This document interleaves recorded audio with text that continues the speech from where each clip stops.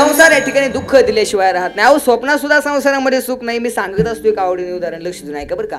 स्वप्नात सुद्धा संसारामध्ये सुख नाही. एक या ठिकाणी फकीर होता. फकीर कोण होता? कोण होता? मोठ्याने बोला, कोण होता?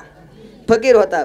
दिवसभर देवाचं भजन करायचं. संन्याशी होता, लग्न वगैरे काय केलं नव्हतं. दिवसभर भजन करायचं. हे राम हे राम हे राम हे राम श्रीराम. दिवसभर देवाचं भजन करायचं. आणि संध्याकाळच्या वेळेला एक मोठं झाड होतं. त्या झाडाला या ठिकाणी कट्टा बांधला होता. ते कट्ट्यावरती येऊन झोपायचं बरं का. कट्टा माहिती ना सगळ्यांना? कट्टा म्हणता का वाटा म्हणता? कट्टा वाटा दोन्ही म्हणता ना. काय काय ठिकाणी थोडा भाषेमध्ये फरक होत असतो बरं का. थोडंसं गाव बदलला, तालुका बदलला, जिल्हा बदलला की भाषेमध्ये 10 गावं बदलली तरी थोडासा भाषेमध्ये फरक होत असतो बरं का. मी एकदा असं नांदेडला कीर्तनाला गेलो, लक्ष नाही का बरं का. एकदा असंच नांदेडला कीर्तनाला गेलो.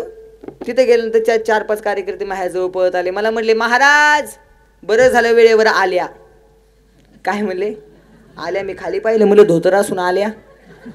माझ्या डोक्यात एकच गडबडीत साडी बिडीचं नेसून नाही ना आलो. तसं तुम्हाला माझी भाषा कळते ना. आमचे गुरुजी सांगतात बरं का, गणेश दादा कानडियाने केलं, मराठी भ्रातर आणि एकाची उत्तर एकाने. आपल्या महाराष्ट्रातलं कर्नाटकमध्ये गेलं. कुठे गेलं? कुठे गेलं? कर्नाटकमध्ये गेलं शिकायला. कर्नाटकमध्ये शिकलं, नोकरीला तिकडंच लागलं.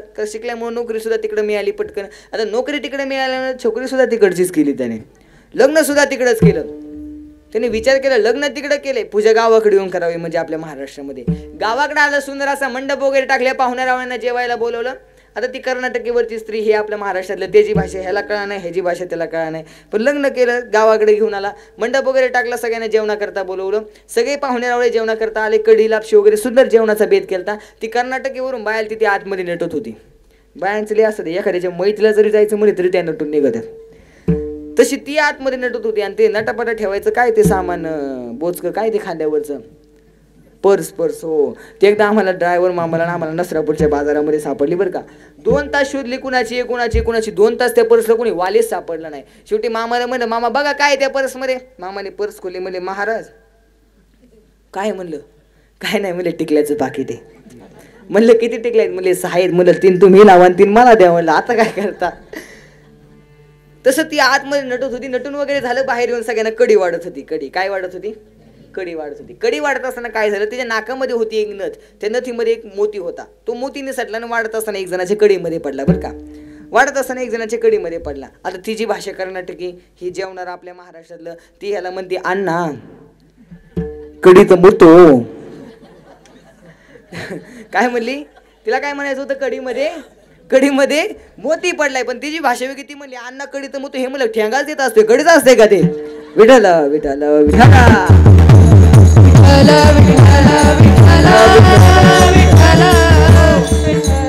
तसं तुम्हाला माझी भाषा कळते ना. भाषेत काय काय ठिकाणी लई येडे महाराज. 2 जण येडे होते. एक येडं समोर येतो तर एक येडं इकडून येतो. ह्या येड्याच्या हातामध्ये होती पिशवी. हे येडं पुढच्या येड्याला म्हणते, ह्या पिशवीत काय? हे जर तू वळाकलंस, ह्याच्यातले हांडे तुला. काही ना आता कळेल, काही ना सकाळी कळेल बरं का. हे किती आहेत हे जर ओळखलं तर 8च्या 8 तुला. आणि कशाचे हे जर ओळखलं का कोंबडी तुला. तरी पुढचा कसा करतोय, मला थोडासा वेळ दे, नाही तो ऑप्शन दे, मी विचार करून सांगतो. लई येड्याला प्रश्नासहित उत्तर दिलं. नादीच लागायचं नाही. एक जण मी म्हशीवरती चढलो होतं.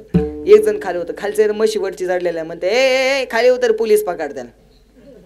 म्हशीवर चढलेलं वरचं म्हणते, काहून पकडत्याल? खालचं म्हणते, हेल्मेट कुठे? हेल्मेट. म्हशीवर चढलेलं वरचं म्हणते, अरे ही 4 व्हीलर आहे, हिला हेल्मेट बिलमेट काहीच लागत नाही. लय येडी. एक जण 2 जण टेरेसवर झोपले होते. टेरेसवर झोपल्यानंतर थोडासा पाऊस येऊ लागला, भरपूर आली. ते येडं दुसऱ्या येड्याला कसं म्हणते, राम भाऊ खाली चल. म्हणजे आभाळाला बोळं पडल्यात, खाली चल. पाऊस पडत होता. 2 जण खाली निघाले, अंथरूण वगैरे घेऊन जायला लागले. मोठ्याने वीज काढली. ते येडं पडत दुसऱ्याला कसं करते, राम भाऊ आता खाली जायची गरज नाही, बिल्डिंग वाले आल्यात, बिल्डिंग वाले. लई येडे यांचे ना. त्यातले त्यात ते दारोड तिचं आपल्यासारखं धोत्रावाल्याने भेटले महाराज. त्यांचा पहिला प्रश्न असतो, महाराज पिता का पास्ता? त्यांच्या एक नादी लागायचं नाही बरं का. एकदा असं एसटीने प्रवास करून मी चाललो होतो. एसटीने जात असताना एक दारोड एसटीमध्ये चढलं. मी पहिल्या सीटवर बसलो होतो. माझ्याजवळ आलं. म्हणलं, महाराज दादा उठ. म्हणलं त्याला, म्हणलं दादा माझी सीट आहे, तुम्ही मागच्या सीटवर बसा. ते मलाच म्हणलं, उठतो का नाही? मी एक तर माझ्या तब्येतीकडे पाहून विचार केला. म्हणलं आधी धाडी नाही, बॉडी नुसती अंगाची काढी. एक ठोका लावलं तर म्हणलं जाईल तिकडं. म्हणून उठून आपलं मागच्या सीटवर येऊन बसतो. आता त्याने पुढं गप बसवना. ते तेवढं गप बसलं नाही. खाली वाकलं, मग हा पाय खाजवायला लागला. मी 2दा हात झटकला. मग त्याला म्हणलं, अरे माझा पाय. ते मलाच मध्ये पेला का काय? त्याला म्हणलं अरे माझा पाय, तो म्हणतोय मग माझा कुठे गेला. म्हणलं तू गळ्यात घालून हिट होतोय. म्हणलं काय त्याच्या मनात आलं. पुढे बोनेटवर बसलं, जाऊन समोर ड्रायव्हरच्या कडेला बोनेटवर बसलं. बोनेट खालून तापलं होतं आणि ते वरून तापलं होतं. तर ड्रायव्हरचं निरीक्षण करायचं गाडी कशी चालवते. गाडी थोडीशी पुढे गेली, एका स्टॉपवरती थांबली, नाश्त्यासाठी थांबली. सगळेजण नाश्त्याला खाली उतरले, सगळ्यांनी नाश्ता केला. ते एकटंच गाडीमध्ये बसून राहिलं बरं का. सगळ्यांनी नाश्ता केला, पुन्हा गाडीमध्ये येऊन बसले. पुन्हा या ठिकाणी गाडी जायला निघाली. ड्रायव्हरने गाडी चालू केली. ड्रायव्हरला घेर कुठं सापडतोय. ड्रायव्हरला ते इकडे तिकडे बघायला लागला. अरे इथे घेर होते, तिकडला बसलं होतं. मला ए अरे इथं घेर होता, इथला घेर कुठे गेला. ते दारून म्हणले इथं घेर होता, इथं घेर होता. गाडी चालू झाल्यापासून बघतोय म्हणलं तुम्ही ते मागं पुढं मागं पुढं मागं. मला वाटलं तुम्हाला उपसायचं आहे काय. तुम्हाला उपासला नाही म्हणून बादधराने उपसूनच काढला. अरे घेर होता तो. लई येडे ह्यांच्या नादी लागायचं नाही. बरं आपला विषय हा चालला होता, आपला मुद्दा हा चालला होता. कुठं चालला होता म्हणावं सांग तूच. एकदा असंच कीर्तनामध्ये आजीला म्हटलं आजी कुठं आलं. आजी कीर्तनामध्ये उठली, म्हणली हे डोल्या मला येत असतं तुला कशाला बोलावलं असतं. आपला विषय हा चालला होता, आपला मुद्दा हा चालला होता. तो फकीर दिवसभर गावातनं भजन करायचा आणि संध्याकाळच्या वेळेला त्या कट्टेवरती येऊन झोपायचा. एक दिवस गावातनं भजन करत चालला होता. हे राम हे राम हे राम हे राम श्रीराम. गावातनं भजन करत चालला होता. भजन करत असताना 2-4 घरी काही खायला मिळालं, ते खाल्लं. पुन्हा आपल्या कट्ट्यावरती झोपण्याकरता येत होता. त्या कट्ट्याला खाली 10 फुटाचं पोल खडवतो बरं का, हे विसरू नका. मी याच्याकरता सांगतोय, स्वप्नात सुद्धा संसारामध्ये सुख नाहीये. तुम्ही कितीही संसाराची भरोवरी करण्याचा प्रयत्न करा, संसार दुःख दिल्याशिवाय राहणार नाही. तो फकीर संध्याकाळी कट्ट्यावरती येत होता. येत असताना या ठिकाणी गावामध्ये एक वरात चालली होती. वरात काय चालली होती माया हो. वरात तुमची निघाली का. ती वरात गावात या ठिकाणी चालली होती. आणि वरात या ठिकाणी जात असताना फकीराने ते वरातीचा आवाज ऐकला. आता वरातीचा आवाज काही हळू असतो, मोठ्याने तो वरातीचा आवाज धडंग तातडंग धडंग तातडंग वरातीचा आवाज ते फकीराने ऐकला. त्याच्या डोक्यातून भजन निघूनच गेलं. तोच वरातीचा आवाज धडंग तातडंग धडंग. आणि ते वरातीतल्या एका माणसाला बोलवलं, मला ह्यानी लग्न वगैरे काय केलं नव्हतं, संन्यासी होता. पहिल्यांदा तो वरातीचा आवाज ऐकला. वरातीतल्या एका माणसाला बोलवलं, मला इकडे ह्याला काय म्हणतात. वरातीतलं म्हणलं ह्याला वरात म्हणतात. वरात. फकीर म्हणला वरात म्हणजे नेमकं काय. ते वरातीतलं म्हणलं एक नवरा असतो, एक नवरी असते, त्यांचं लग्न लावून देतात. आणि लग्न झाल्यानंतर गावामधून जी मिरवणूक काढतात तिला वरात म्हणतात. फकीर म्हणला बरं बरं बरं ठीक आहे. आवाज लय मोठा दिसतोय. वरातीतलं म्हणलं हा मग वरातीचा आवाज येतो. फकीर म्हणला ठीक आहे जा नाही. वरातीतलं निघून गेलं. ह्या फकीराच्या डोक्यामध्ये भजन निघून गेलं. तोच वरातीचा आवाज धंदडांग तातडांग. तोच वरातीचा आवाज त्याच्या डोक्यामध्ये. कट्ट्यावरती आला, रात्री झोपला. आणि झोपल्यानंतर त्याला या ठिकाणी स्वप्न पडलं. स्वप्न माणसाला 2 प्रकारची पडतात बरं का. माऊली ज्ञानोबा ज्ञानेश्वरीमध्ये सांगतात, जागता जव देखीजे ध्यानी भावना भावीजे, डोळा लागत देखीजे त्याची स्वप्ने. स्वप्न 2 प्रकारची पडतात. दिवसभर जे काही केले एक तर त्याचं तरी स्वप्न पडतं, नाही तर झोप लागत असताना आपल्या डोक्यामध्ये जो विचार येतो एक तर त्याचं तरी स्वप्न पडतं. आता त्या फकीराचं दिवसभर तो वरातीचा आवाज लागायच्या टायमिंगला त्याच्या डोक्यामध्ये लग्नाचा विषय. आणि त्या फकीराला, त्या संन्याशाला झोप लागली, स्वप्न पडलं. स्वप्नामध्ये त्या फकीराचं त्या संन्याशाचं लग्न झालं. कशामध्ये. स्वप्नामध्ये बरं का. बघता बघता 2 वर्ष निघून गेली. त्यांना एक मुलगा झाला. कीर्तनात पटपडत असते बरं का. बायकोने सांगितलं, मालक अहो आतापर्यंत 2 होतं ठीक होतं, आता हे 3रं वाढलं, ह्याला कुठं झोपायचं. फकीर स्वप्नातच म्हणतो त्यात काय एवढं, तू थोडीशी तिकडं सरक, मी थोडा इकडं सरकतो. आणि कट्ट्यावरतीच फकीर इकडं सरकला बरं का. कट्ट्यावरतीच. पहिल्या पोरांनी तर त्याला कट्ट्याच्या काठावरती आणलं होतं. आणि हे विसरू नका, कट्ट्याला खाली 10 फुटाचा खोल खड्डा होता. बघता बघता बघता बघता पुन्हा 2 वर्ष निघून गेले.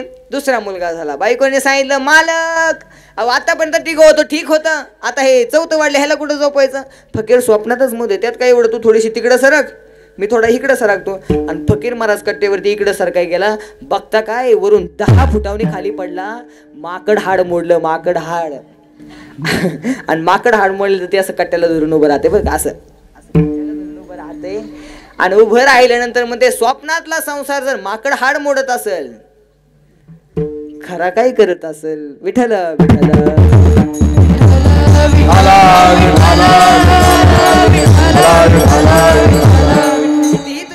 संसारामध्ये भरोवरी करण्याचा प्रयत्न कराल. जितकी भरोवरी कराल तितक्या भवसागरामध्ये वाहून गेल्याशिवाय राहणार नाही. म्हणून काय केलं पाहिजे, ते देवाला या ठिकाणी भजलं पाहिजे. लक्ष नाही का, सगळं बरोबर या ठिकाणी करताय भाऊन. ज्याच्याकडे 10 रुपये त्याला वाटतं 100 रुपये मिळावेत, ज्याच्याकडे 100 रुपये त्याला वाटतं 1000 रुपये मिळावे, ज्याच्याकडे 1000 रुपये त्याला वाटतं 10,000 रुपये मिळावेत, ज्याच्याकडे 10,000 रुपये त्याला वाटतं 50,000 रुपये मिळावे, ज्याच्याकडे 50,000 रुपये त्याला वाटतं 1,00,000 रुपये मिळावे, ज्याच्याकडे 1,00,000 रुपये त्याला वाटतं 10,00,000 रुपये मिळावेत, ज्याच्याकडे 10,00,000 रुपये त्याला वाटतं 50,00,000 रुपये मिळावे, ज्याच्याकडे 50,00,000 रुपये त्याला वाटतं 1 कोटी रुपये मिळावेत. 1 कोटीवाला तरी थांबतो का?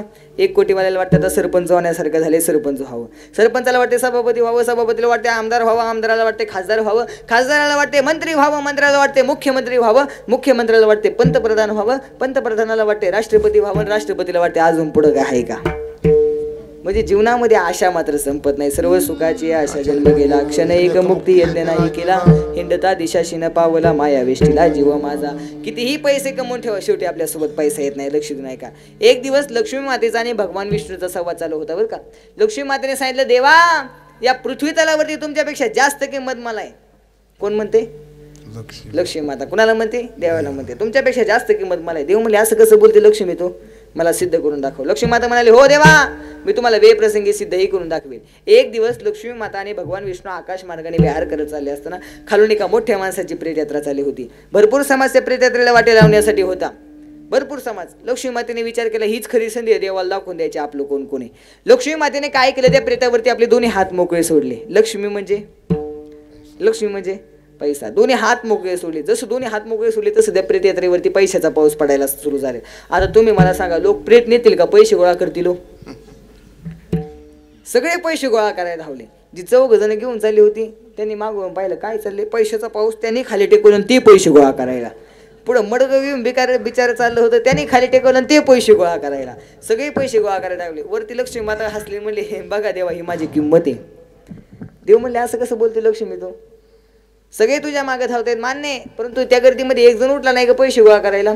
लक्ष्मी मातेला राग आला. कोण नाही उठला देवा? अहो ती 4 जण घेऊन चालली होती त्यांनी खाली टेकवलं. ते पुढं मडकं घेऊन चाललं होतं तेव्हा ते कसं गोळा करते? त्यांनी खाली टेकवलं. कोण नाही उठलं पैसे गोळा करायला? देव म्हणले, अगं लक्ष्मी, जो तिरडीवरती झोपलाय तू नाही उठला पैसे गोळा करायला. लक्ष्मी मातेने सांगितलं, देवा अहो त्याच्यामध्ये रामच राहिला नाही तर तो कुठून उठेल पैसे गोळा करायला? मग देव म्हणाल, तुला उत्तर कळालं का देऊ? कळालं का देऊ? जोपर्यंत शरीरामध्ये मी आहे म्हणजे राम आहे तोपर्यंत तुला किंमत आहे. एकदा शरीरातून मी निघून गेल्यानंतर तुझी किंमत शून्य आहे, तुझी किंमत शून्य आहे. जोपर्यंत आपण जिवंत आहे तोपर्यंत त्या ठिकाणी पैशाला किंमत आहे. मेल्यानंतर पैसा आपल्यासोबत येत नाही. लक्षात नाही का? बरं तिथलं मरू द्या. इथं जरी पैशाचा पाऊस पडायला सुरुवात झाली, मंडपातून पैसे पडायला लागले, तुम्ही कीर्तन ऐकताल का?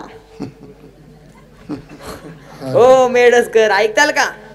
तुमचं नंतरचं मी कीर्तन करील का? विठाला विठाला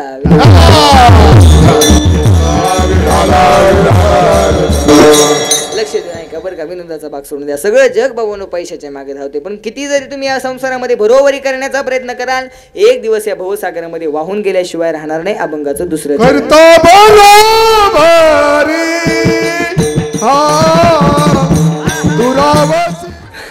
पतीला लावीन दळायला. मी आपलं उगत चेक करत होतो, माता माऊले जागे आहेत का झोपल्यात काय काय म्हणतात, पतीला लावीन दळायला. तेवढंच राहिलं होतं म्हणावं, महाराज उद्यापासून द्या खुंटण लावा दळायला. काय काय माता माऊल्या म्हणले, एक गप गप म्हणू नको म्हणू नको. माता माऊल्याने गोड होवे म्हणले, एकदम माता माऊल्यांसाठी जोरदार टाळ्या वाजवा. ज्यांनी म्हणले त्यांना धन्यवाद, नाही म्हणले त्यांना चौपट धन्यवाद. खूप गोड या ठिकाणी. काय काय ठिकाणी माता माऊल्या लई खतरनाक. माता माऊल्याच्या नादी नाही लागायचं. आपल्या मेडच्या माता माऊल्या 1 नंबर, खूप गोड होव्या म्हणल्या बरं का सर्वांनी. काही काही ठिकाणी माता माऊल्या लक्ष नाही का बरं का? एक जणांनी नवीन लग्न झालं तर बायको सहज नवऱ्याला म्हणली, का हो तुम्हाला झाडाव चढता येते का? काय म्हणली? नवरा मला नाही, आपल्या झाडाव बिडाव काय चढतं? बायको म्हणली, तुमच्यापेक्षा माकडं बरी.